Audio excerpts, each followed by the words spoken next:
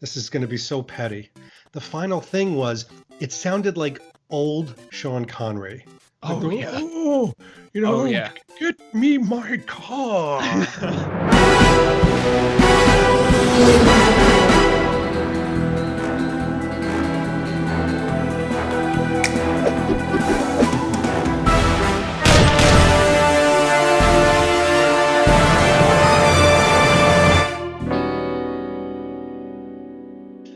So finally, 2008, something very special happens.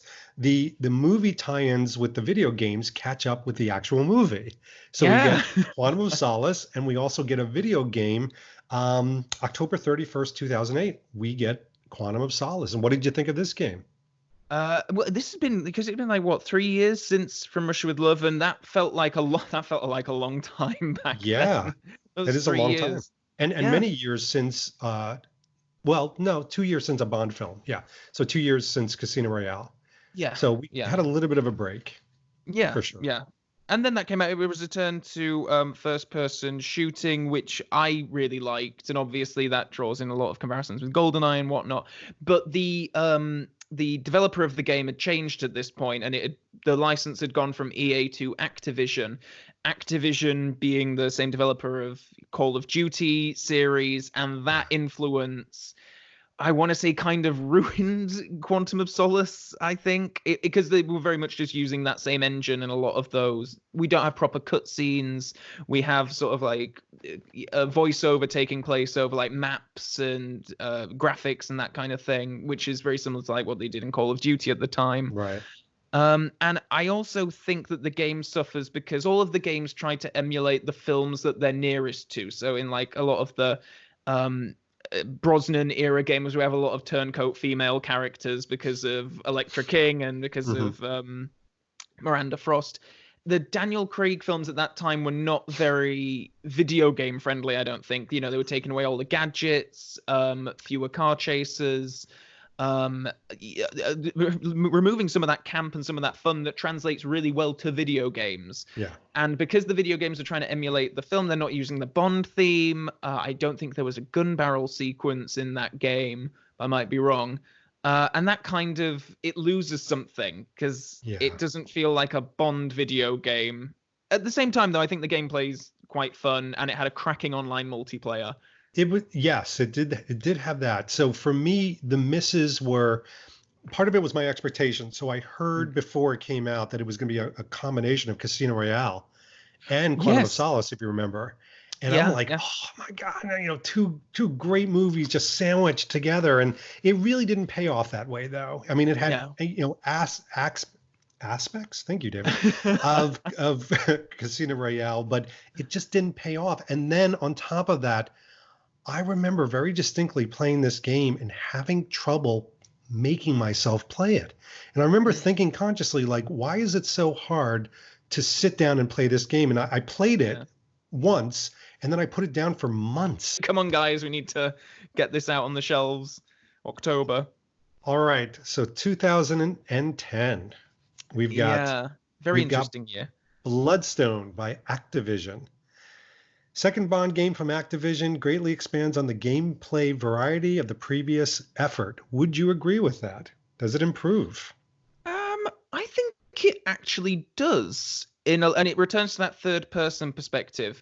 I don't know if it's purely because it was doing an original story, it was doing something new, so that immediately is more engrossing, because you don't know what's going to happen story-wise. But that felt like I was really playing like a third Daniel Craig Bond adventure.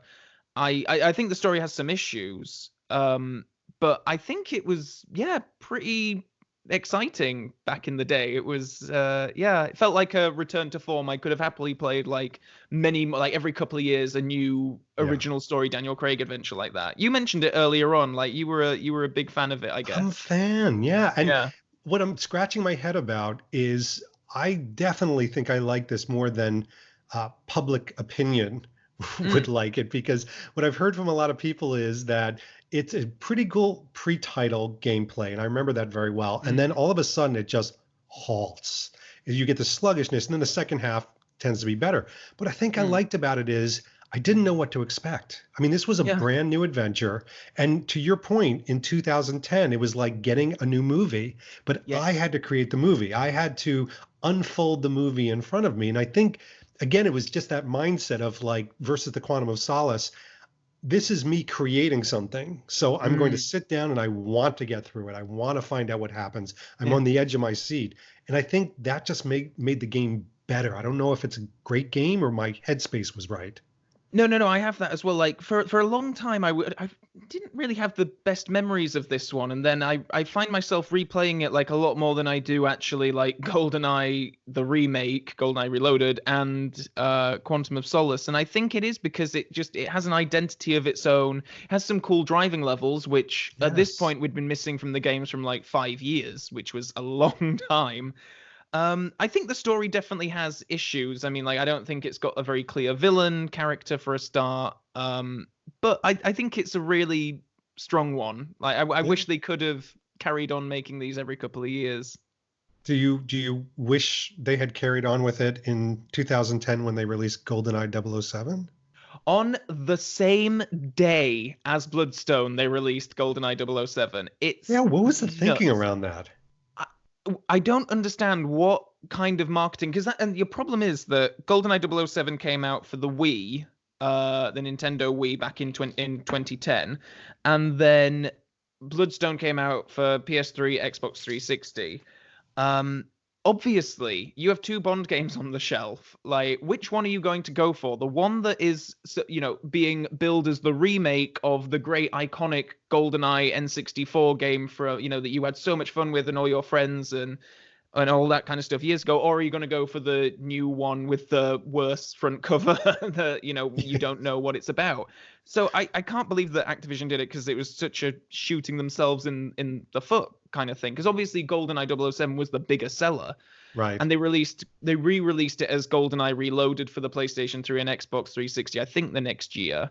And that was your first person shooter Bond. It was very much billed as a remake of GoldenEye N64, but it wasn't a remake at all. There are some shots and some levels that are um emulating what that original N64 game did, but the game it's kind of like a reimagining of GoldenEye through the Daniel Craig Bond film filter of the time. So you still Was have it Alec and Xenia and all these people, but they're recast and playing slightly different roles. so? I mean, was it good? I have to confess, I don't own this game. I thought I did, but I don't. Really? I'm wow.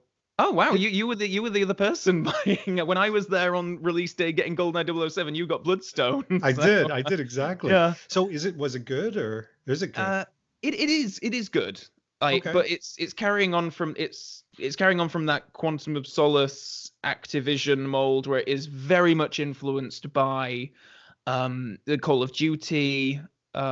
It's trying to harken back to the N64 game, but tries to do its own thing as well. And at the end of the day, you do just come away from it thinking like, well, that was a cash in, because the GoldenEye name, the GoldenEye brand at that point was still so strong. And to be honest, Yeah. you could probably release a first person shooter called GoldenEye tomorrow and, label it as a remake, and it'd probably sell quite well based on that reputation. Yeah, they Um, actually call that purchasing clickbait. So you know yeah, clickbait, obviously, but this is yeah. purchasing clickbait where you just put something on top of it that, people out of curiosity, they're going to purchase it and then they may have regrets later, but they've already purchased it. Oh, totally. Yeah. And so it just ends up feeling a bit of a wasted opportunity, really, a bit futile, I think, because it's more, I would say it's probably more close to the film than the N64 version is. And they do cutscenes and stuff, and you kind of run through, Alex, now motivated by the financial crash of 2008, 2009, which is a really strange motivation for him, to do all of his villainy. But yeah, it's interesting. It's probably, if it wasn't called GoldenEye, I'd probably like it more. But because it's just such a blatant cash in. Yeah. I I- I'm hesitant to play it. And then we've got 2012. We get 007 Legends, which I think you've got a really good video. I remember seeing a video where you talk about 007 Legends, don't you? Yeah, yeah, yeah. In detail. Oh yeah. Nauseating detail. I think, as Moneypenny would say. But yeah, that was up until now. That was the last. Well, it was the last proper Bond game, let's Yep. say. And again, it was very much following on from Goldeneye and Quantum of Solace, first-person shooter, very Call of Duty influenced. And the big selling point was obviously that you are Daniel Craig and you're playing through different Bond adventures. So Yes. you've got Goldfinger on a Master Secret Service, License to Kill, Die Another Day, and Moonraker in that order, and Yes. then some Skyfall thrown in there as well. Such a rush job. Like the whole game is such. Have you played it? If you didn't play I GoldenEye, have. No, I have, you and have. I You missed like it. GoldenEye 007, but you I played don't know. 007 I don't know. Legends. I think I was in a coma for about a year and a half, but I actually did like it. I liked the premise. I thought the voice acting was really good in it too. I mean, it sounded like Craig, I think. I think. Oh yeah, because it wasn't Craig doing this actually. It Yeah. wasn't. No, it Yeah. wasn't, but it sounded like him. But I thought some of the I actually watched your video and I was like, uh-huh, uh-huh. I thought some of the levels were better than others. I think Yeah. some of them lent themselves to the action and the play a little bit better, but I actually liked it, which again surprises me because the reception of this game from a money standpoint was very low. I mean, Oh yeah. the Activision at this point, because of the low reception, they lost the Bond license. That's how Yeah. low it was. Oh yeah, no, it closed the studio, which was the same studio that had developed Nightfire way back in the day. It closed like the year Yeah. after the release of this game, and that's so depressing. And I was actually quite lucky. I got to go to the launch of this game, which happened at BAFTA in London in 2012, Oh, which was an exciting. It was one of my first times going to anything like that, like a proper official that's event. so So there were a lot of cool. like video game journalists and this kind of stuff, and it was like this big build up. And they screened the Everything or Nothing documentary before they let us go in and play some of the games. But it had a very looking back in hindsight, it had a very solemn attitude. I think you could. They had like the heads of not Activision, but the head of the studio there. I can't remember the name of the studio now. That it was the same one that did Nightfire, as I say. And yeah, you could tell that they weren't proud of it. They weren't Mm. necessarily pleased with having all of these gaming journalists here and just giving them the game and everything, because I don't think they were terribly proud of it. And it does feel really rushed, which is a shame because the bulk of the game is levels based on films that already exist, but Right. it doesn't stay true to Bond. There is that really strange cutscene at the start of the Majesty's Secret Service bit where Daniel Craig is skiing with Diana Rigg, and he's like, I don't know what to say. Say yes. What about my father? What about Blofeld? It's over. If MI6 wants to let him go, there's nothing I can do about it. she's the one being reticent to say like yes to marriage, and he's trying to pressurize her into saying yes, and it's just like I don't think Bond would be acting all lovey-dovey about marriage. It's Yeah. really strange. Where were the stewards of the brand back then? I mean, my gosh. But yeah, no, that's very true. Yeah, it had like it was nice to have a game that was, especially at the 50th anniversary, that was Yeah. trying to tie all these different legacy elements together in one package. But it's just a shame that it turned out like it did. Oh no, So maybe how, I'm wrong. Like, did you have fun with it? I had fun. I did. It was Yeah. for me. It was a guilty pleasure. You're probably too young for this, but I know you know these magazines. But when I was young, they used to have these comic book series called What If, and they would All right, tie yeah. different Marvel characters. And at one point, they even did Marvel versus DC, which can you believe? But Wow. it almost seemed like a What If episode, but with Yeah. James Bond, which was Yeah. kind of fun. Yeah. And just like how the whole game was positioned, because it's sort of like it's the bit in Skyfall at the end of the pre-title sequence where Bond gets shot and he goes flying off the bridge into the water. The whole game sort of takes place as like a hallucination or flashbacks, depending on your perspective, of Daniel Craig's Bond, which I thought was really Yeah. interesting at that time, because obviously Casino Royale and Quantum of Solace play him as like a rookie and new to the job, all that kind of stuff. Skyfall, he's like a grizzled veteran. So for a while, Yeah. I took the canon of the history of Bond as being like, okay, well, between Quantum of Solace and Skyfall, Daniel Craig's Bond had somehow experienced all the same things that the other Bonds had. But then Spectre came along and kind of ruined that by having Blofeld be his Maybe it was brother and all Daniel that. Craig's nightmare. Maybe that's what it was. But okay, so then we have literally an 8-year hiatus. I can't even call it a hiatus because it's still going on and with no end in sight. Yeah. Why do you think the video games have gone the way of the dodo bird?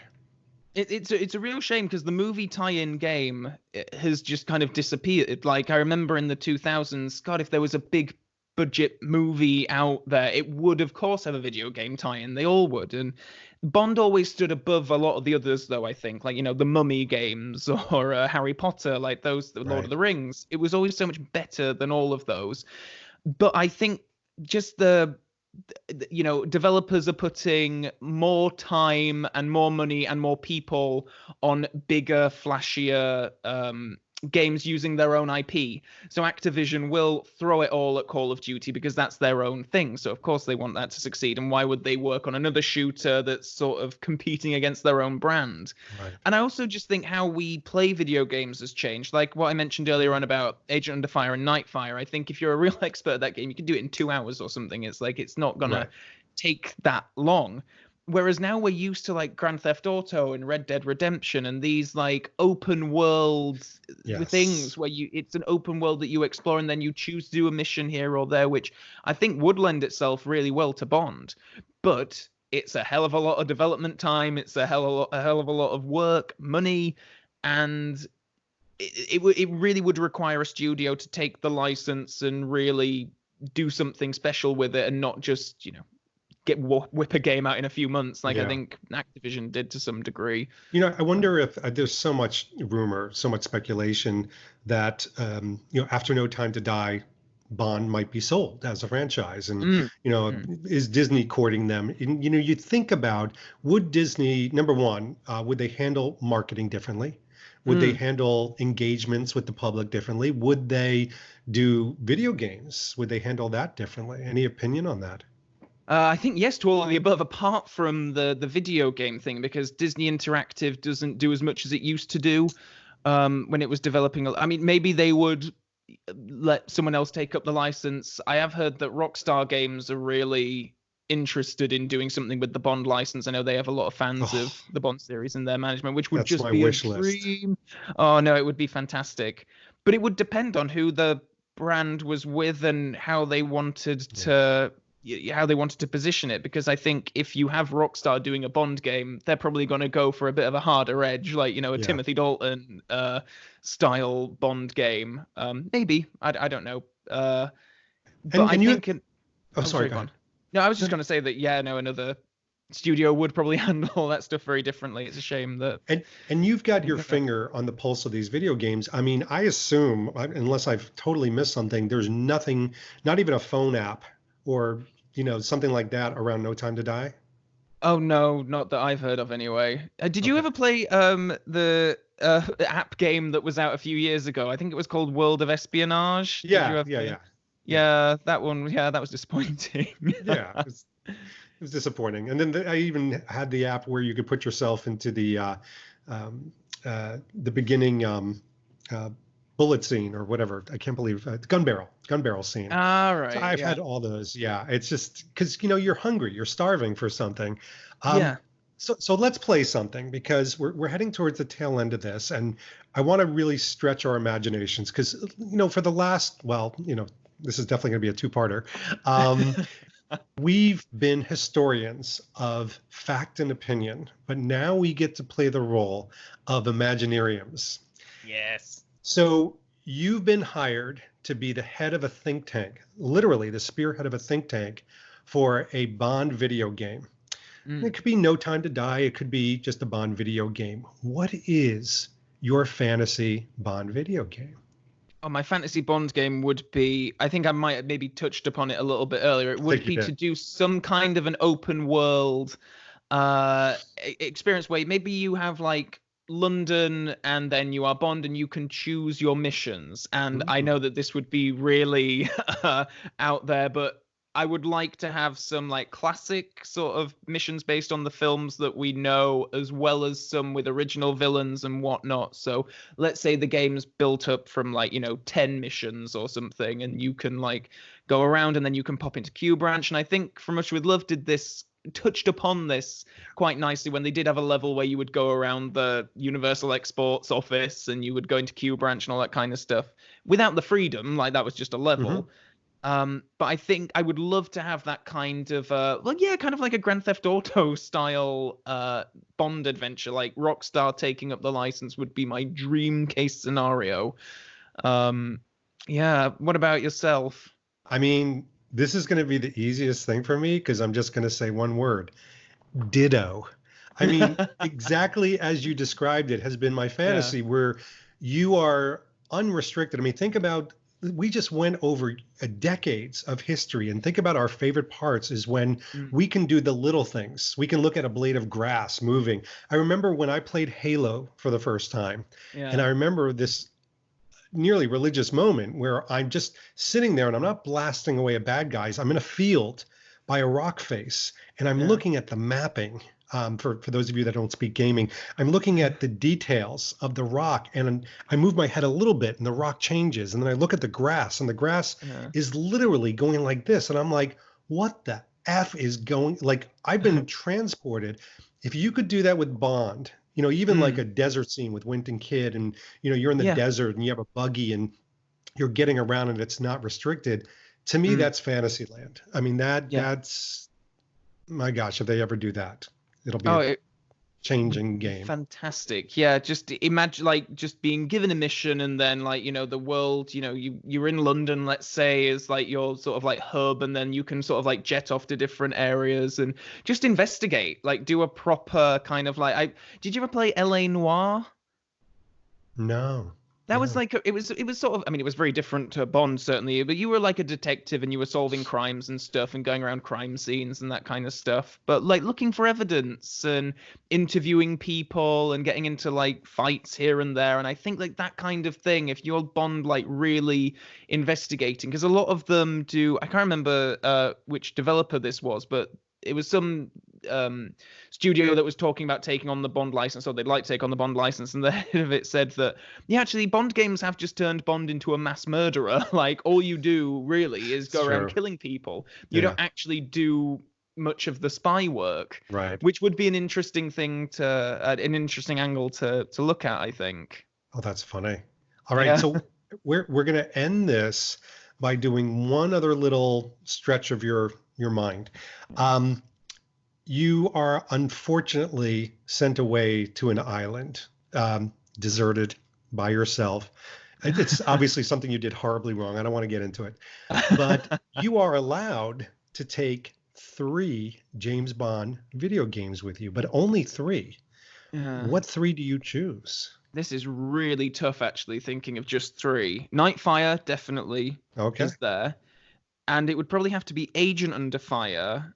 And then, I'm going to go for the trilogy, Everything or Nothing. Like, that trilogy of Bond games is just my, absolute favorite. But Bloodstone comes close as well. Same with From Russia with Love. Same with Goldeneye.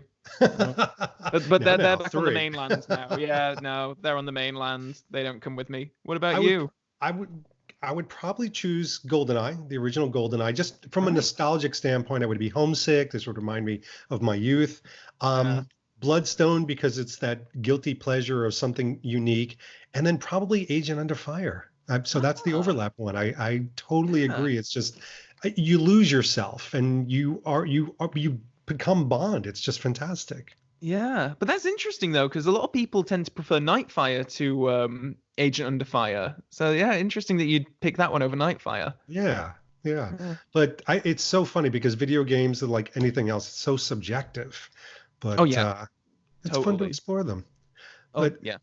Thank you so much. I realized the time that we've expanded with this, but I think we probably could have gone longer. Sorry, I just noticed what time it is now. It's like has gone by. I got a meeting that starts in 10 minutes. Calvin, thank you so much for joining us again. Thank you, David. It's been a pleasure. I could not have done this without you, truly, despite my horrible joke in the beginning. I wouldn't have wanted you to do this without me, so Yeah. I'm very I appreciative. would have been Thank like, you. All right, didn't play that game. Didn't play that game.